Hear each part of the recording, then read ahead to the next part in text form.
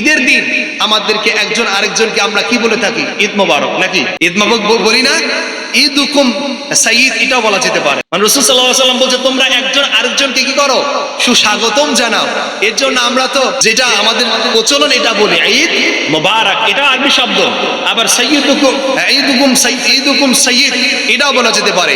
আবার আমার রাসূল সাল্লাল্লাহু আলাইহি ওয়াসাল্লাম বলছে তাকাব্বালাল্লাহু মিন্না ওয়া মিনকুম। ইবনে হাজার আসকালানী রাহমাতুল্লাহ আলাইহি তার ফাতহুল বারীর ভিতরে এনেছেন যে সাহাবায়ে কেরাম যখন সাহাবায়ে কেরামের সাথে সাক্ষাৎ হতো, ইবনে হাজার আসকালানী রাহমাতুল্লাহ আলাইহি লিখছেন যে তখন এক সাহাবী আরেক সাহাবীকে দেখলে কি বলতেন? তাকাব্বালাল্লাহু মিন্না ওয়া মিনকুম। সবাই তো আমরা এটা পারি না, এর জন্য আমরা সোজা বাংলা ঈদ মুবারক। তাহলে আমরা কি করব? একজনের সঙ্গে একজন ঈদের দিন মুসাফাহ করব, মুআনাকা করব, ঘাড়ে ঘাড় বুকে বুক মিলে মুআনাকা করব। এরপরে একজন আরেকজনকে ঈদ মুবারকের স্বাগতম জানাবো।